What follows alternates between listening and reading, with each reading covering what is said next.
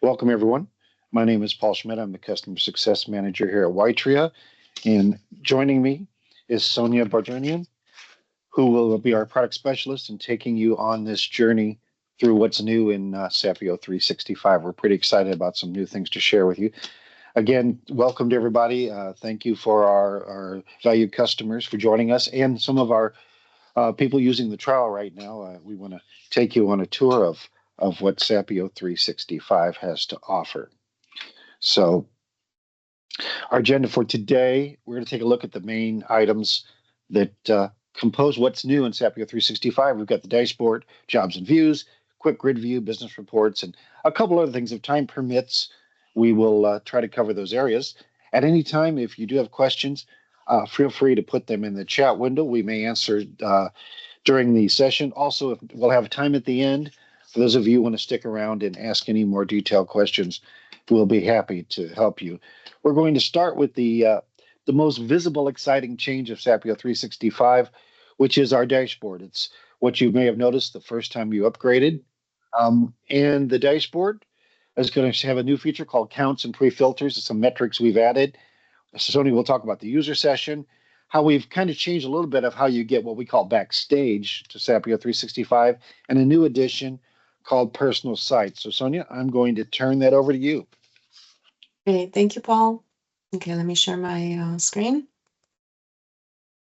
You should be able to see my screen right now.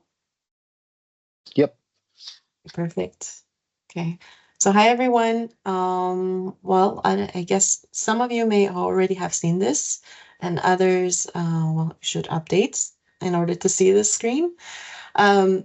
So Sapio 365's brand new face looks like this. This is the first thing that greets you when you run Sapio 365. For those of you who are new to Sapio 365, Sapio 365 is a desktop application. Basically, lets you connect to your tenant or tenants through sessions and have access to data all in one place. And so the first thing you'll notice is that we have these entry points. So you've got the same entry points: users, groups, service principals, applications, and so on. What's new is that you have these metrics that are next to these entry points. And basically, it gives you a nice overview of your tenant situation right here. And notice that some of these are in pink while others are white. This is just to differentiate between them because the pink ones are computed from the cache. So for those of you who don't know, when you launch your users or groups or sites, a cache is created in order to help Sapio 365 get you to your data faster. And of course, the cache is stored encrypted on your machine. So now, if you also notice that at the end of each section, you have these filters.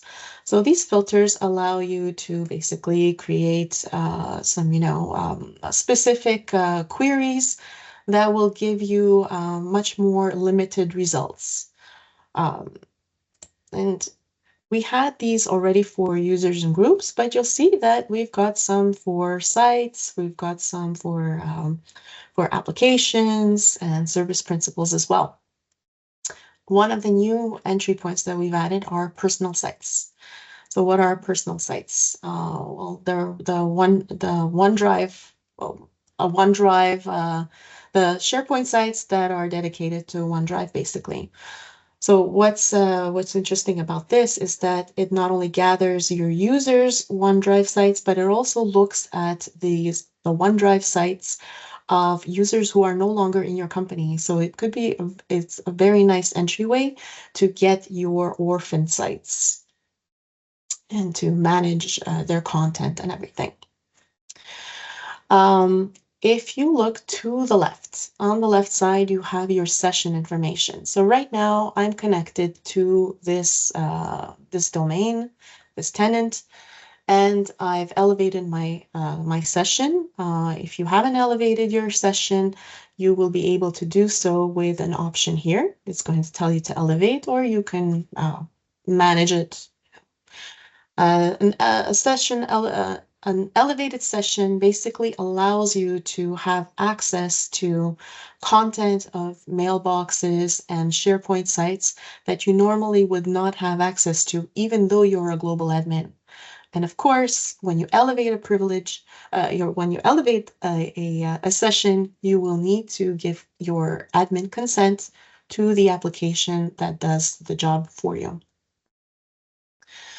All right, and now if you are using sapio365 role-based access control, then and if you have an assigned role, you will be seeing the role an option to choose your role over here. Now, this is in contrast to what was before. Before, you needed a standard session, which was a different kind of session. Right now, the only type of session we have are users. So we've basically consolidated everything to make it much easier for you and whoever else uses sapio365 in your organization. If you have a hybrid tenant, then you will also be able to set the connection parameters to your on-prem Active Directory with this option right here. Basically, any parameters you have set, and this basically allows you to load your users and groups from your on-prem Active Directory and bring it together with the data that you have in Entra, and it's going to be all in one place. Okay, and if you need to create new sessions, then you have the option below here. For those of you who have partner access, who have customers that they manage, if your credentials have that access, you will also see an option here that will let you select from your customer list as well. As you see, we have several different options depending on your situation. Below this, you have the list of sessions that you create with sapio365. And this basically allows you to switch between sessions. And if you want to see them all, as you can see, my list is pretty long here. You just click on See All and click on it in order to just switch to another session. It's as easy as that. Okay. So on the way, before going to the right here, to the right side, I just wanted to point out that you've got a last updated date.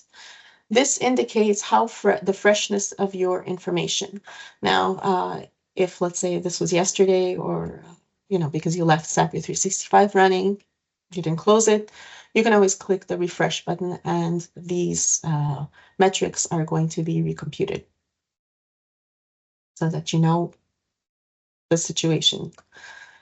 So on the right side, at the top right, well, we've got the opening of snapshot or freeze point. Those of you who've used sapio365 snapshots and restore points, well, we've renamed the restore points to freeze points, just to make it a bit clearer. If you haven't used it, or if you're curious as to what these are basically some snapshots of the data grid, of the data in the grid that you have, and their whatever configuration you have in there, and whatever data you choose to show. It lets you save this grid so that you can work on it later by loading it here. Remember the backstage where you had your licensing information and your preferences and your RBAC configuration? Well, now it's accessible from this section on the right here. So you've got your RBAC configuration, you've got some user activity logs that lets you know what was done on this computer or on others. if you're connected through collaboration with sapio365. You've got, various the RBAC configurations themselves. So if you click on this, it will bring you to the backstage where all of these sections are available here. So if I go back and I come back to the right, to the top right side, you also have the settings section, which have the shortcuts to basically your preferences, your open windows, if you wish to navigate to any of them. So it brings you all to the same place, but to a more specific section of the backstage. Let me just come back here. Okay. And if we look further down, you've got my data, which is your content, the content of the account that's signed in. You've also got favorite jobs. Now, jobs are automated tasks and reports that we create for administrators to use. And some of them you can favorite them and you'll see them over here, and you can even customize the jobs and you'll see them here. And below here, this section here shows you some video tutorials that have to do with the section you're in, and always the option to leave us some feedback. If you can't find something, if you have questions, please, reach out to us. We're here to help. Okay. And I think this is pretty much it for the dashboard, Paul. Thank you, Sonia. Our next section is my favorite section. To me, the power and the heart of Sapio 365 is jobs and views, because views is what you need, what you're looking for. So you can pull the data, and probably more exciting, you can modify the data all in one spot. We've added some new system views. Most of you are familiar with the ones we had. A couple of the jobs we've deprecated because we've taken that power and improved it even more in an area we'll come up to after this. Well, we've kind of expanded the left panel on the grid, and more importantly, we plan to add additional views and jobs as we find the need and based on your suggestions. So, Sonia, give us a tour of my favorite part is jobs and views, please. Sure. Okay, so here I am sharing my screen. You should be able to see it again. So here we were in the dashboard, and we go to the next section here at the top, which is called All Jobs. So this section is what was called the same thing, All Jobs. It's a catalog basically of automated tasks and reports. Think of it like a macro that we've created for anything you do in Sapio 365. And of course, you can search through the categories themselves. So you've got some jobs that you can use across various tenants, depending on the sessions that you have here. Some other ones, or you can just search for a keyword to find the ones you need. So here you've got, if you select one of these jobs, you'll see on the right side more information about them. So a description of the jobs, when it was last used, and how many times it was used. You'll see that you can favorite it or unfavorite it. They're favorited, so they're at the top of my list here. And a quick tip, if you have a large environment, you should definitely run this job of updating your cache. It just makes things much easier to load your information if your cache is updated. So here you have the option of running a job, let's say finding users with external email forwarding rules, or you can actually schedule them. So here you've got, I've got something scheduled already. I can even edit it. I can change the schedule. I can edit its configuration, or I can just delete it if I change my mind. So a much easier way to manage your jobs basically, and how they're scheduled. Then you have, right here below here, you've got the daily update. So this is I don't know, Paul mentioned basically that we're frequently going to be adding jobs and views and everything. So we added a section here that lets you know if there's new jobs or views available, and you'll see this in other sections as well. You've got the videos here and the feedback. So these are ubiquitous pretty much in this homepage. You'll see this often. Now, if we go to the next section over here, which is the My Jobs, this is basically lets you. It gives you a list of all your scheduled jobs, and again, if you select them, you can run them or manage them. You've also got some metrics here about which were the recent jobs that you've used, the most used, and some custom jobs. It's just a way of managing jobs, a much more a cleaner way of doing it. And we also have automation at the grid level. And in order to do that, let me go back to my dashboard here, and I'll get my users. And so for those of you for who it's the first time that you see sapio365, when we click on one of these entries, we basically get information from Entra.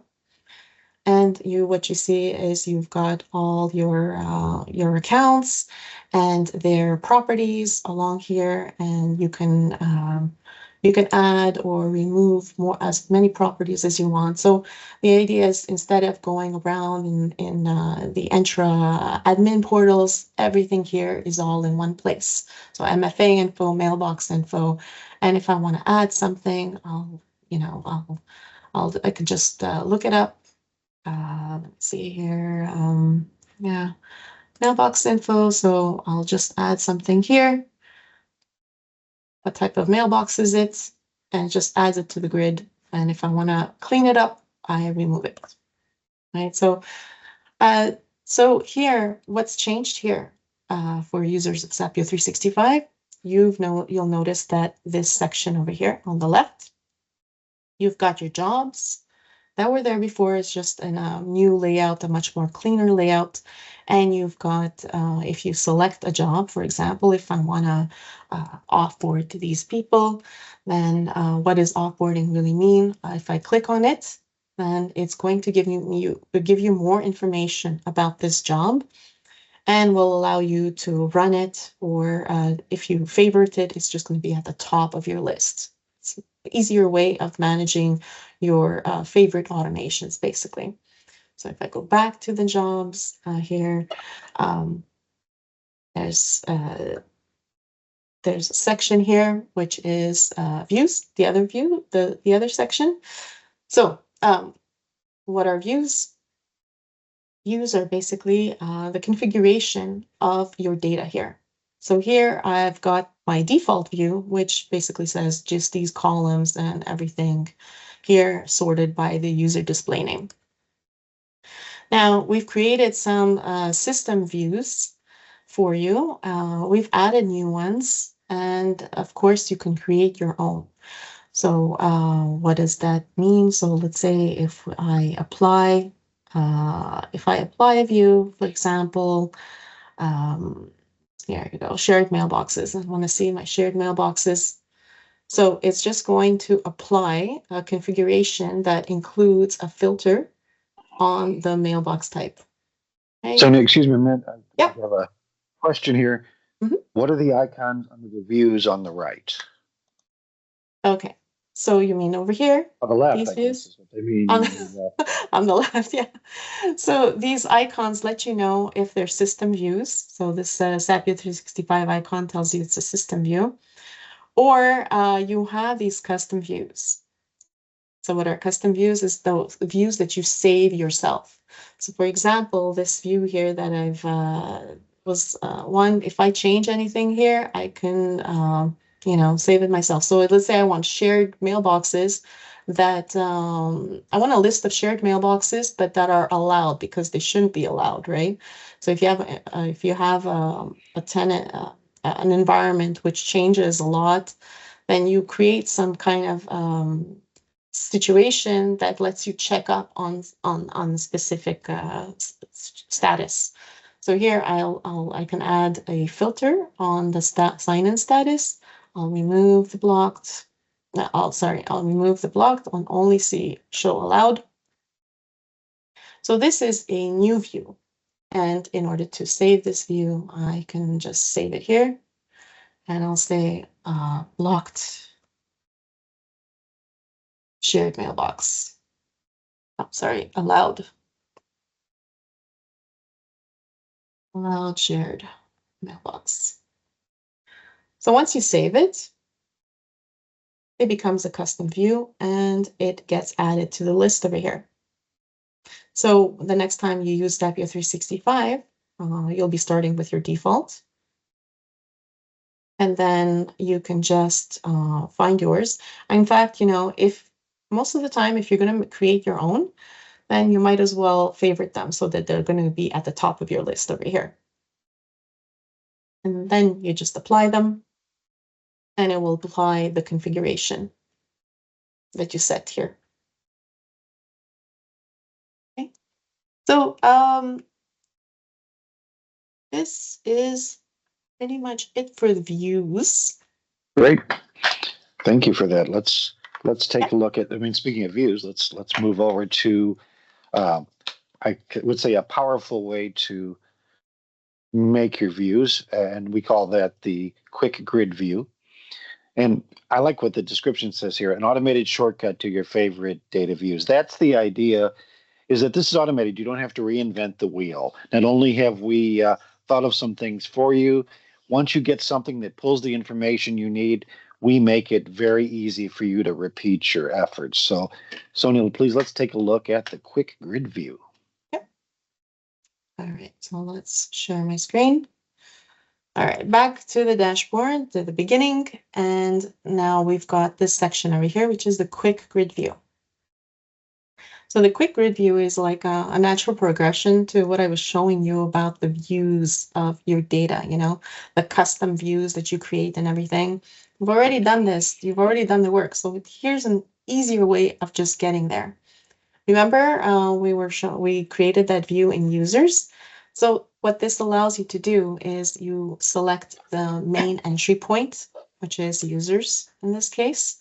And here you've got the list on the right side. You've got the list of the views that are available, including if they're favorited, and they're all up here. And here's the one that we just created, so you can select it.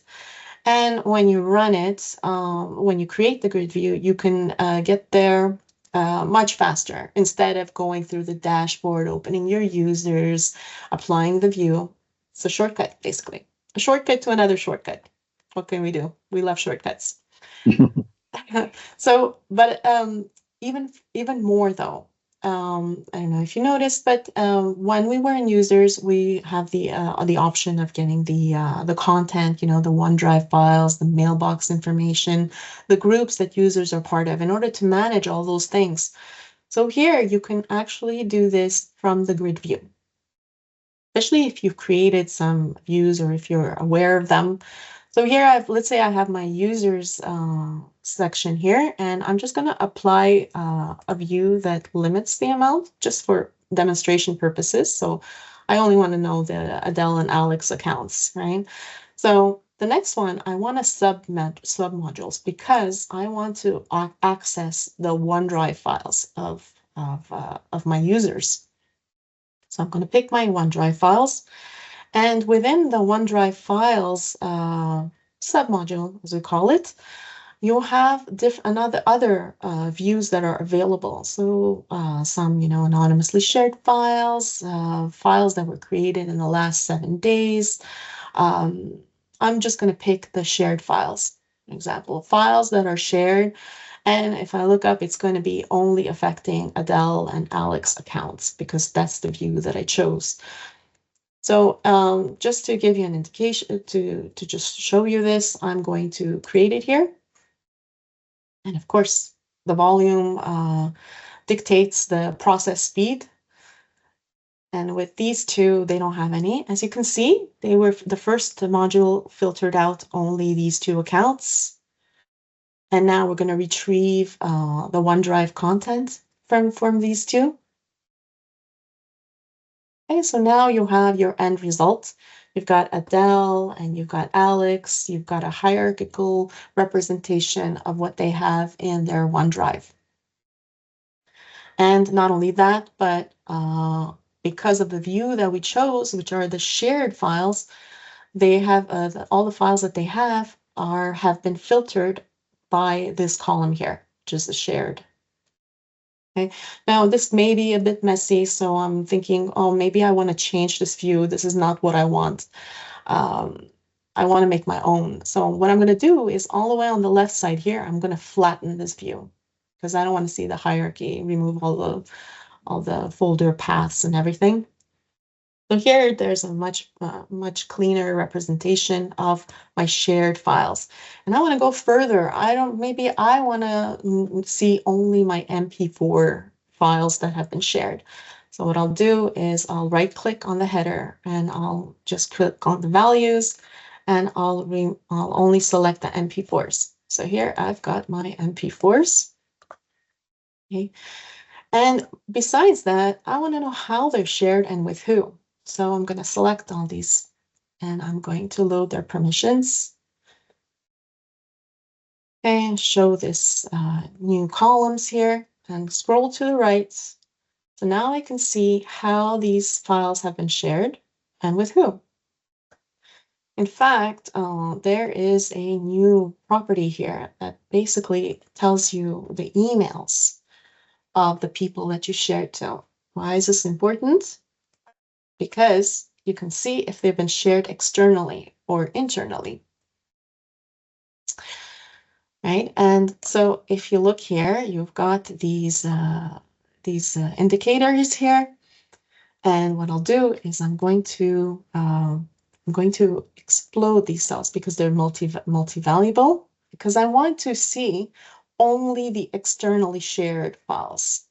So this is like a really nice juicy example that you can try out yourselves. So here the files sharing has been exploded. As you can see that they're a bit grayed out here because it's the same file but different permissions that are for it. And what I'm going to do is I'm going to set a regular expression filter, simple one actually. So I'm going to just say that anything that contains SYG, which is my domain, and maybe I want to also, I don't mind about the X7LB. These two, they're okay, you know, these domains are okay to share to, but I'm going to invert it. So everything else is going to stay, and whatever has these two text strings is going to be filtered out. So I say, okay, and there you have it. So now I've got my sharing information of these files that have been shared externally, whether I know who they've been emailed to or if they were just emailed anonymously, you know, with an anonymous link here. You can see, I think, yeah, this one tells you if it's anonymous links, internal links, and so on. So if I want to save this, I'm going to save this view because it's a nice one. So I'm going to save this view and I'll call it MP4s shared externally. Okay. And here you have it. So now it's going to be in my list. And so now I can have access to it whenever I want. Now, let me go back to the quick grid view because I want to see this for the next time I use sapio365. I want to use this view. So you can see here, you don't see it right away. Oh, actually you do. Here you go. So MP4 shared, sorry about the typo here. But basically, what I'll do is I'll check this, and because I want to run it for everyone, I'm going to change this Adele and Alex view in my users list. I'm going to come back, open this up, and I'm going to say, everybody, just check everybody's OneDrive file. Okay. And now I'm not going to run it, but what I can do is I can save it. So I'll save this setting, and I'll call it the same way as I call the view, MP4 shared externally. And what happens here is that it gets added to my saved list, my saved settings list here. So this way, I don't even have to go through this process, even here. I have it here, and here I can just basically run it from here, or I can load it. Basically tells me here, and I can schedule it. Because it's going to be checking everybody's OneDrive. Scheduling it is a very nice thing to do. You can schedule it during off hours. Maybe on a weekly basis on Mondays, and you say next. And here you've got options, various options. You can even do this across tenants. More importantly, you can set the email notification that everything went well, send it to yourself, and it's going to export what you find and email it to you.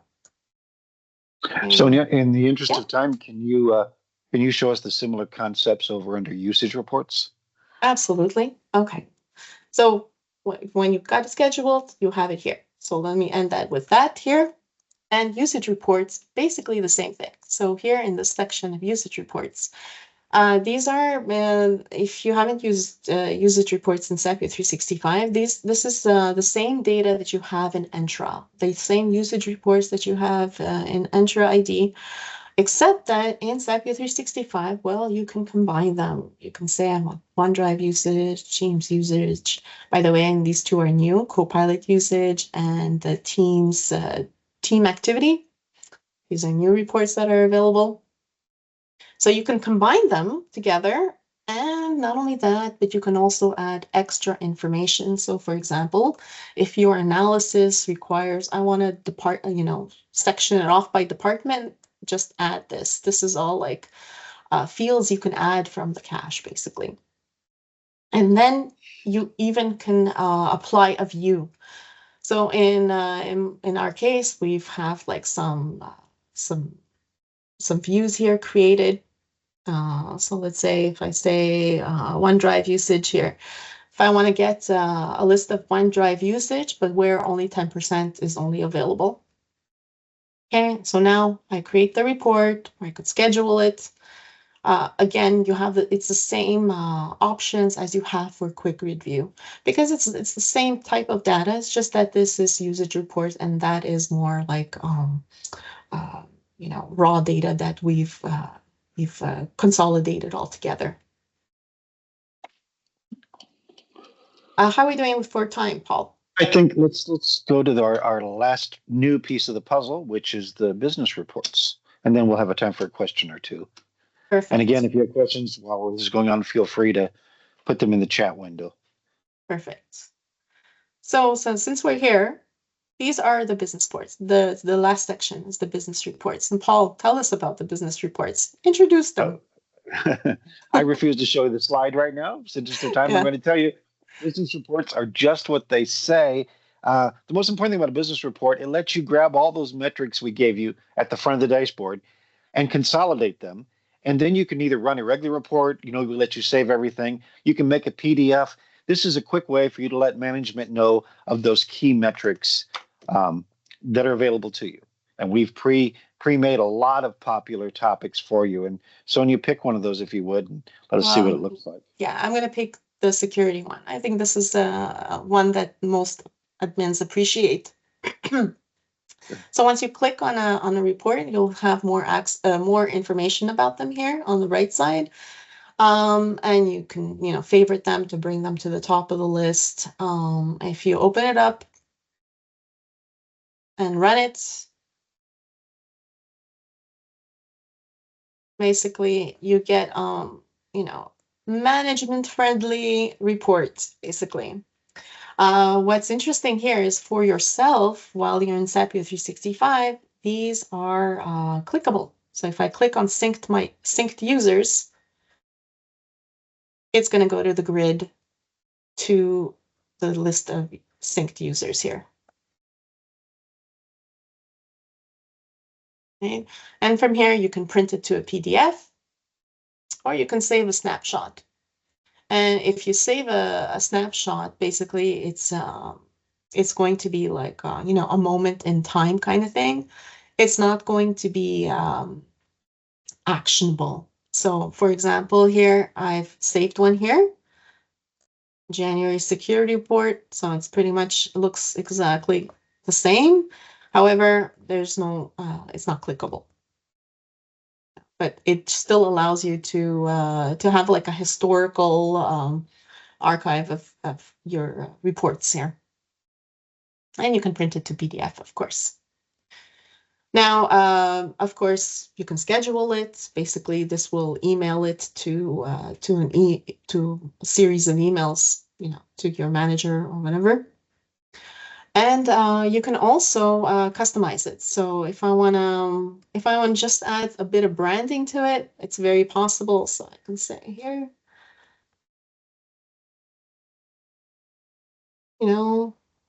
change some text around and add your logo.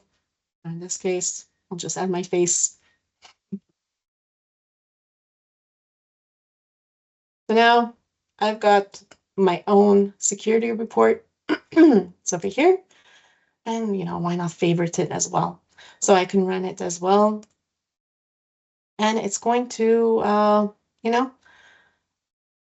show you a much branded. So you can just use your own logo, your own branding, change the text around, change the sections around. Now you have a whole bunch of a list here of several reports. If you don't feel like going through all of them, you don't have to. Just run this master report. It may take, a couple of minutes, but you'll see that it has everything in there. You can create your own. You can duplicate this master report, remove the, sections the reports you don't want to include, and so on. So as you can see, that allows you a lot of flexibility with these types of management-friendly metrics. Any questions?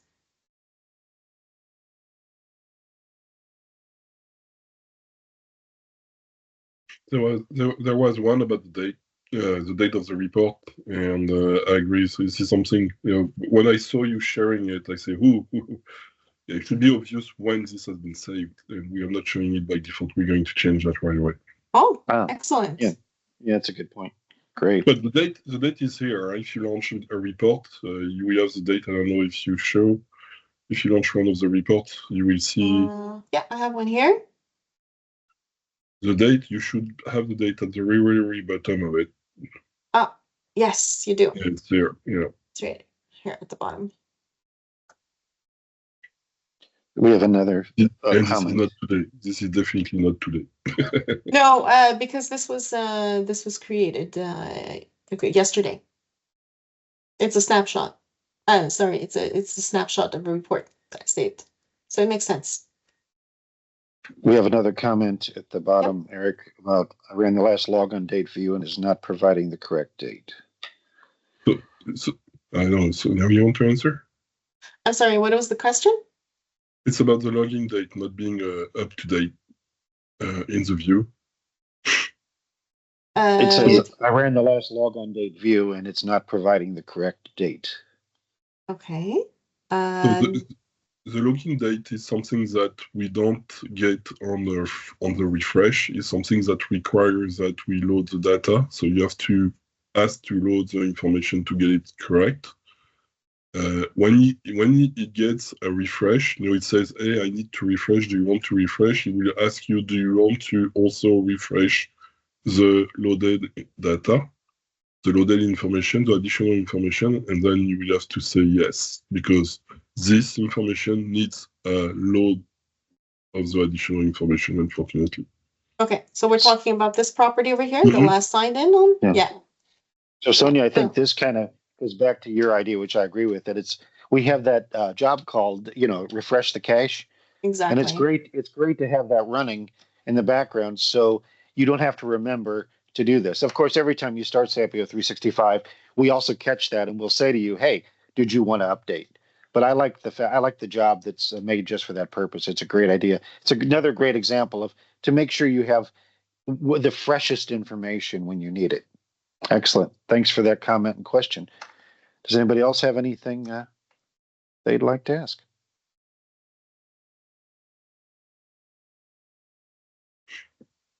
Great. So We thank as everyone. I said in the comment, Sonia is using the 3.0.1. And we added a few really nice UI improvements. I have to say. So don't be afraid. No, don't be surprised if when you're using the version you have today, say, "Well, I saw something here. It's not. It's coming. It will be available next week, and you will see it's pretty cool." Great. Thank you, everyone. If you couldn't get enough of Sonia and I, we'll do this again at 2 o'clock Eastern Standard Time. So feel free to join us again. If not, there's the address for your questions, and I'll make sure that a copy of this webinar goes out to you sometime before the end of the week. Sonia, thank you so much for the presentation. Eric, thank you for jumping in to answer questions. And thanks to all of you for attending, and I hope you found this useful.